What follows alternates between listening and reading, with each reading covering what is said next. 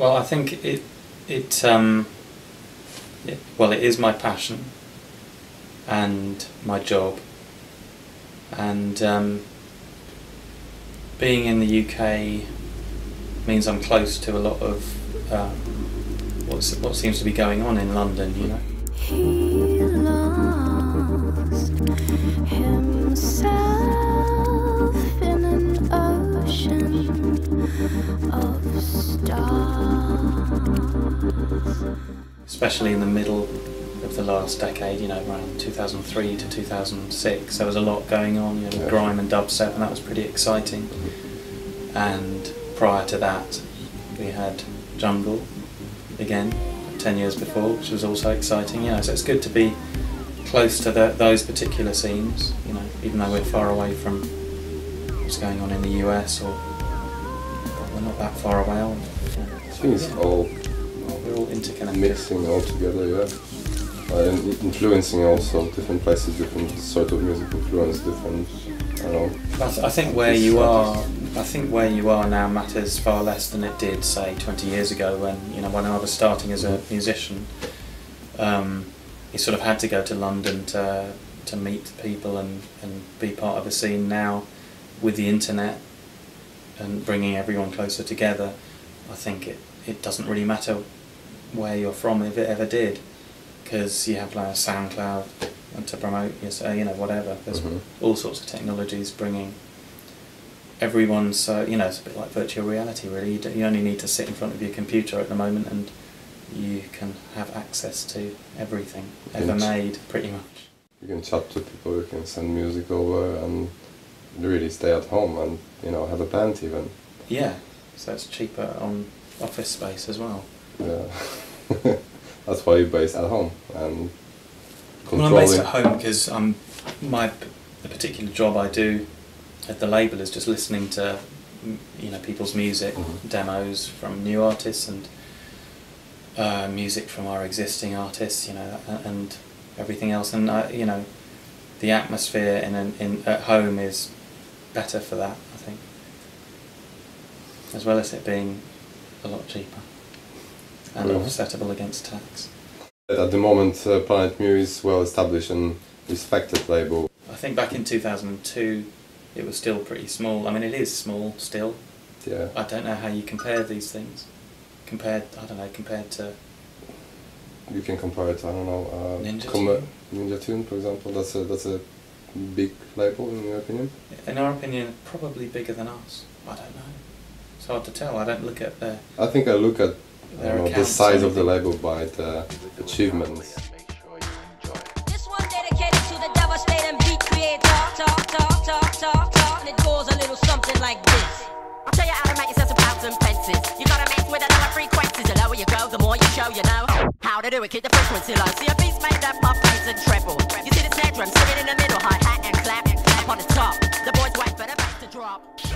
Yeah, I mean, if you look at it in terms of achievements, I think Planet Mu have achieved, from my personal perspective, we've achieved a lot of my ambitions, and we just keep releasing music which I'm really happy with, you know, albums I'm happy with, so that's achieved a lot of my musical ambitions, yeah.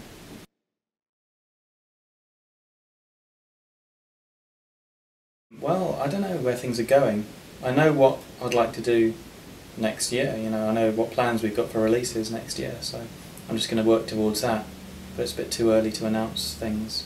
Okay. Because I have to wait for my press guy, Marcus, to announce things.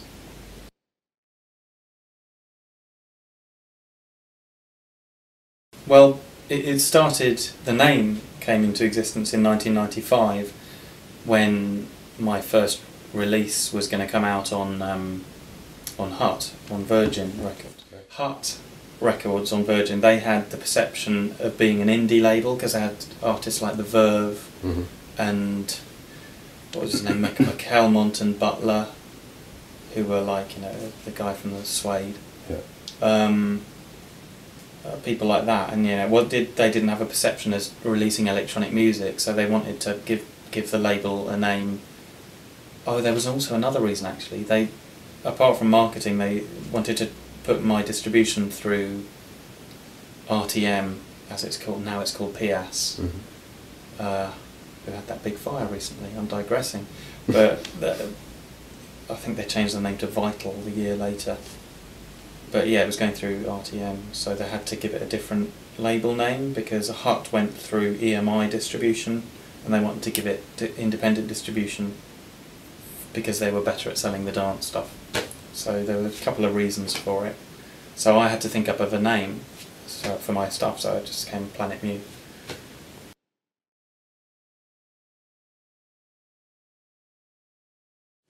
Music. Planet Music. Yeah, it's pretty shit, isn't it?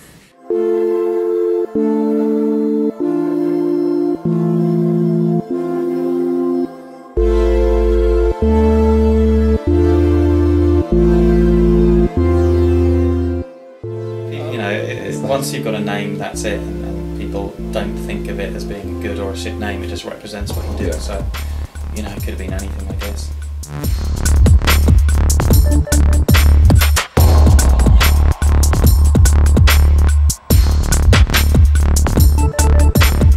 I asked them if we could expand Planet Mu into releasing other artists. Okay. And yeah, we released this compilation Mealtime, but they weren't happy with the sales of Mealtime, really. I think for the amount of money it cost, they were expecting some... I don't think it made a profit, basically. So they said, okay, we don't really want to do anything more because it's too much of a risk. So yeah, because we had to pay everyone like 500 quid on it, and that, I think there's 12 tracks, so that's £6,000, which is already quite a lot for one record, and then there's all the manufacturing and marketing on top of that, so it's probably, you know, had to have made something like £12,000, and it didn't make that. Okay. So I thought, okay, well I'll do this myself, and I can do it cheaper than they do it. So I just set it up independently and did the next releases through my distributor SRD from '98 onwards. You were starting the Planet Mu records just on your own. It was just you working on the label. Yeah. How was that going for you? Was it difficult? No, it was pretty easy. There's not a lot of work to do when you've only got a few releases a year. I think there was 4 or 5 releases a year in the first 2 or 3 years. Then it started to speed up a bit with 7 inches and stuff. I started to get busy in around 2002, and we started to release stuff a bit faster. And I think by 2007 I took a helper on, which is when I moved to London. I moved from Worcester to London in 2007, and I took a helper on then. And then 2008 I moved to Kent, and then I employed Tom.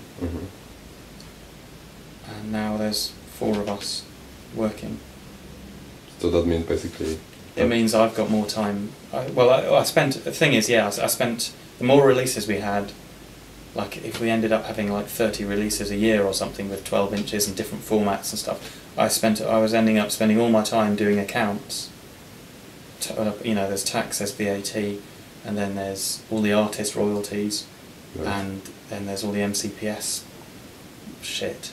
So it was difficult doing it on my own by 2007, because we were starting to do quite well with the sort of dubstep releases. You know, we were in 2004 we started releasing whatever you call it, garage, dubstep, grime, sub-low.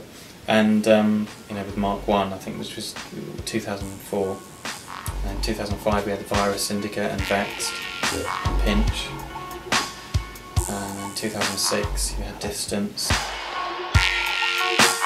The street, the smells, the sense of another world.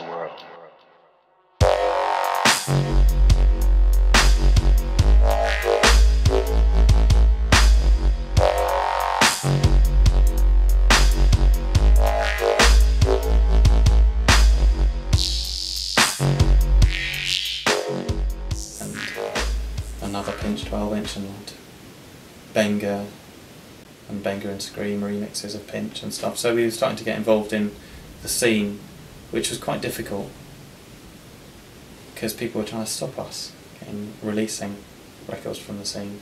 Why is that? So they wanted to keep it locked down. Because I think certain people wanted to keep it locked down. The whole dubstep sound certain people wanted to own the rights to dubstep. Yeah, in a way. And so I think, yeah, there's certain issues with that. And maybe that's just my perception. I don't know that. It just seemed that way. There were certain things that happened early on, back in 2004, which made me think that. But I don't know. The scene anyway continued to progress, and we did release a lot of things. Yeah. From the scene. I was actively going to clubs and befriending the DJ, producers and DJs. So yeah, that was a fun time. There was dubstep did seem very creative back in 2004, 2005, early 2006. And after that I did get pissed off.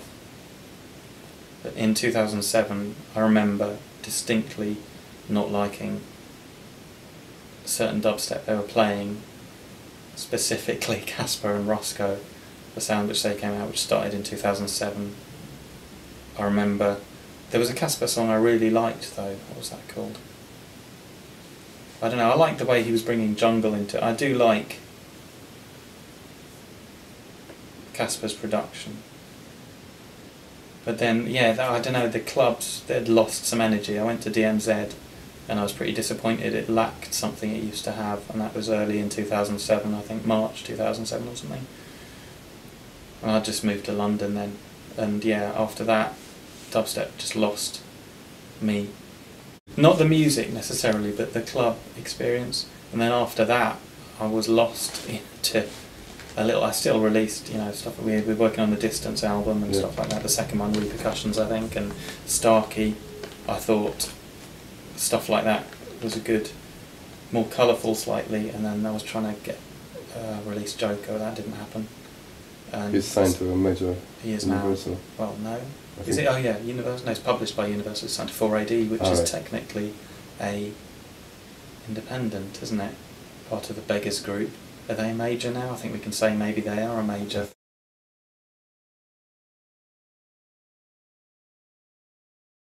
Now, I don't think dubstep really exists as it did. They call it post-dubstep.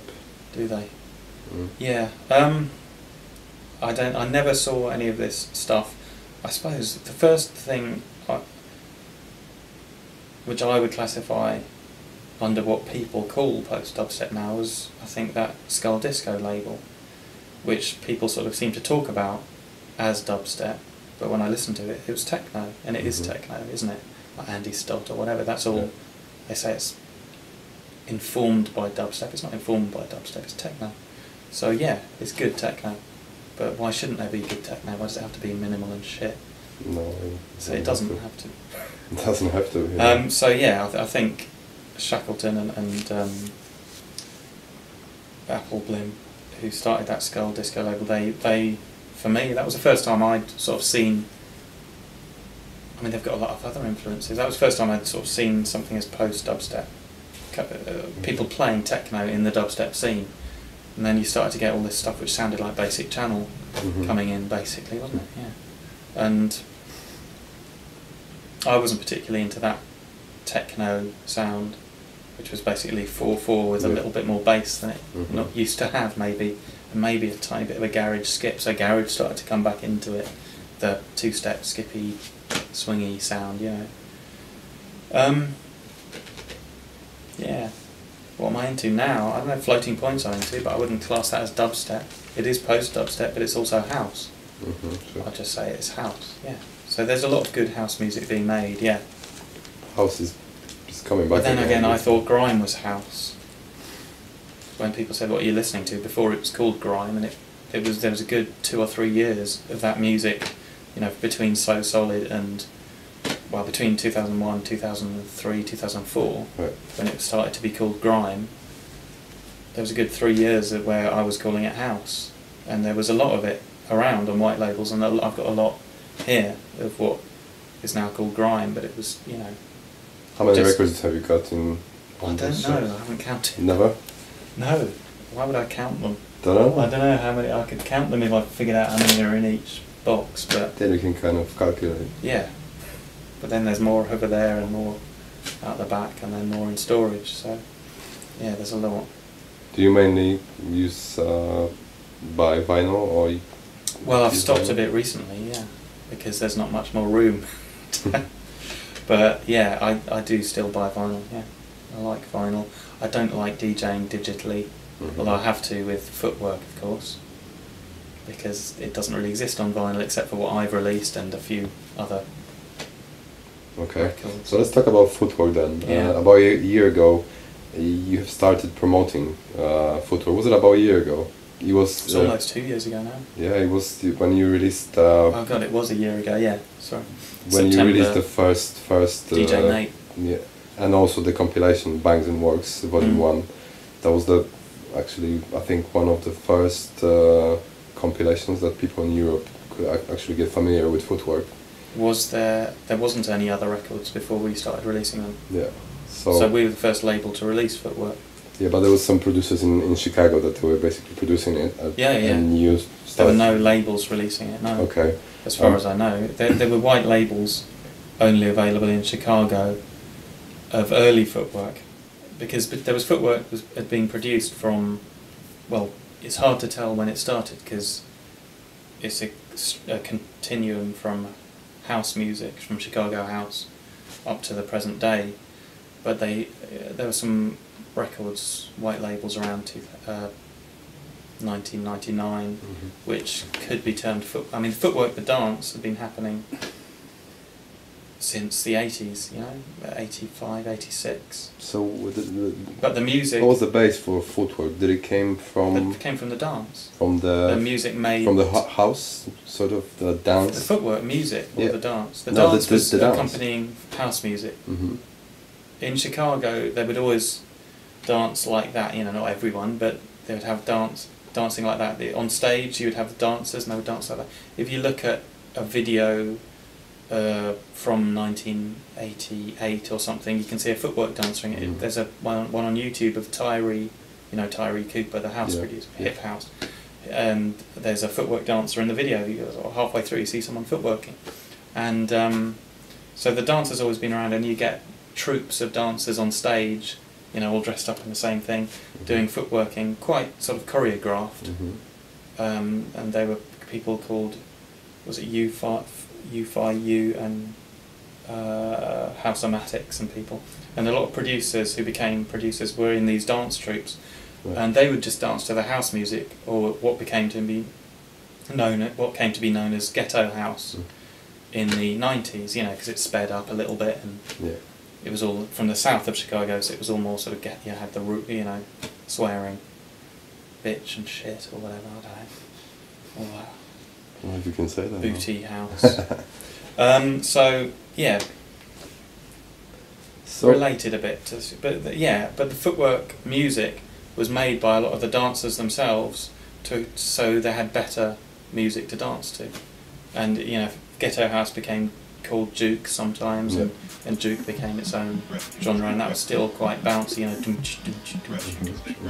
still. But when the DJs started making music for footworking, they made it more for the dancers, so they could move their feet. So it's sort of again or whatever,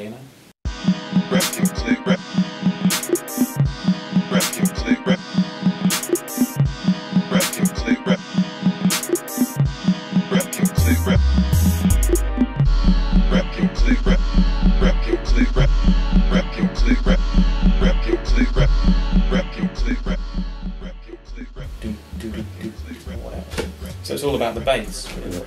Not the kick drum. Instead of a kick drum, like in Duke, they just did a sub bass, and then, it was R.P. Boo who was the first, said to be the first producer of Footwork. Then Rashad and Spin also, and DJ Clent, DJ PJ, and DJ Chip, I suppose. People like that were the first producers early in 2000s. you know, 2000 to 2004 were the early days of the music, and there's no record, there's only 1 or 2 white labels from just at the end, because they stopped making vinyl in 90s because it just wasn't selling enough. You know, Dance Mania stopped in about 90, when was it, 2000, early 2000s maybe, so they stopped. And the stuff they would release would just be the house stuff, the 4/4 stuff. The Footwork music was only made for the battles with the dancers, and that, you know, no one they thought no one wanted to buy that. They just had them on tapes, so the cassette tapes released, lots of mixtapes, and you never had the tracks on their own. They're all mixed up. So because each producer wanted to keep the tracks to themselves, and they still don't want to give them out in case another DJ gets it and says it's his track. So there's a lot of, you know, that sort of paranoia. Did you try to get into those guys and maybe reissue it? Well, that's how I got the tracks. Yeah, by asking So, well, there's no point in reissuing the tapes really. Although I've got a lot of them, they're so long, and there's about 30 seconds of each track. You know, so there's about 200 tracks sometimes on a tape. Oh, okay. Really quite intense. Yeah. Probably not the best way to consume Footwork if you're not used to it. But there's, I can't get the tapes here anyway, so how would I get the tapes? They're all, you know, people have got their own collections of them.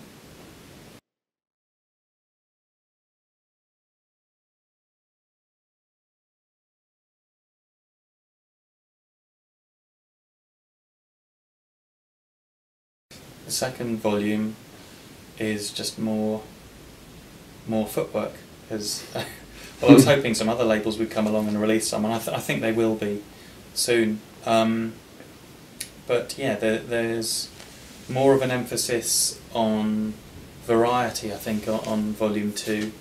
There's more sort of techno-y sounding tracks, more rolling type tracks, which are sort of more the same all the way through, you know. More danceable, would you say? Or yeah, well, just about as danceable as the first volume, which is very danceable, yes. Yeah.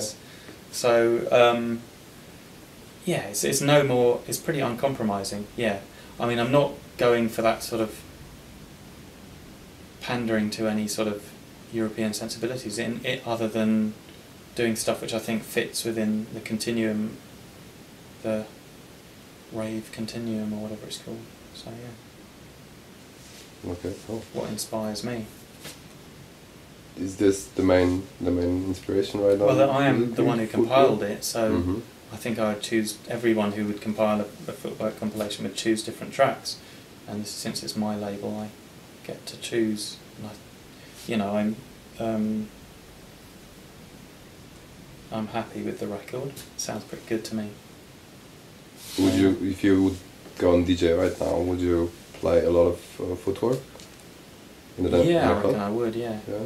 Since I've just got the test pressings actually for Bangs and Works too, so I'll definitely DJ some of those tracks. Yeah. Cool.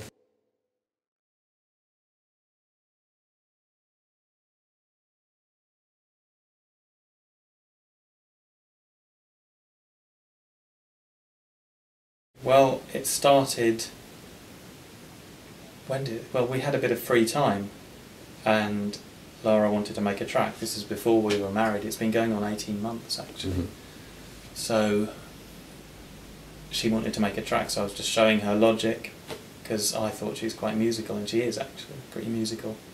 Her family are all into music, you know, but they've never been musicians, so I thought it was easy, just, you know, use a laptop and here you go. And she made a house track, and I put it together for her, and she learnt how to use Logic from that. And we put it on SoundCloud, and then loads of people liked it, so we said, okay, let's make some more, it's fun. So that's how it started. So we get the laptop, sit in front of it, and make tracks on Logic. You know, we've got a little. First of all, we were using, you know, if you press Shift on Logic or Caps Lock or something, you get the keyboard. So we were writing the keyboard on that. Yeah, I still write like that actually. Okay. Sometimes, because it's good to limit. You get good chords better than, because your fingers go to natural places when you're using a keyboard. Sometimes. The only thing is you can't use a pitch bend when you do that. So I bought a keyboard now as well. So I've got a little keyboard you plug into the laptop, USB, and we write on the keyboard as well. So sometimes she has the laptop and I have the keyboard. Sometimes she has the keyboard and I have the laptop, and we do tracks. So like that. You mainly use VSTs and virtual instruments. It's all virtual so far. Yeah, we haven't used the. I've got the keyboard there. Yeah. Still in a box. Really. Well, one's in a box. One's not. We have used it. We use it live. When we play live, I use that sometimes. Okay. We've played live once, so. But yeah, we've got a singer involved now, so we're just getting all the tracks vocaled. Cool. I'm looking forward to find out from you when we're gonna be able to hear a new release, maybe an EP or an album from the project. Well, yeah, we've had music lined up for a long time, and there's certain problems with working out how to release it, but we're just waiting to get all the tracks vocaled at the moment. And then, we've had 2 remixes out. Yeah, I know. So, but now I think it would be a natural step to release an EP. Yeah, exactly. So we're waiting to finish the album before we release anything. Okay, so you're working on an album right now? Yeah, we have been for a long time. It's been ready for a while. We're just getting the vocals done. Okay, could you say, for those who didn't hear those tunes you released already, what sort of material is that going to be? What sort of music you producing with Laura? What sort of music is it? Yeah, for those who didn't hear the first releases. Well, the remixes are actually different from the music we've done on the album. So what we've recorded so far is, how would I describe, sort of dark romantic, maybe. I don't know. It's sort of it's like housey, with sort of dark romanticism to it, slightly retro but future looking. I don't know, there's a slight bit of sort of 80s synth pop to it, more like The Cure or New Order sort of thing, maybe, with the vocalist we've got. It's that sort of yearning romantic sound to it, and we're sort of going for that. There are a few instrumentals as well, and they're quite, I don't know, there's an element of blissfulness to it. We're trying to keep things sort of dreamy and blissful. That's kind of how I see it.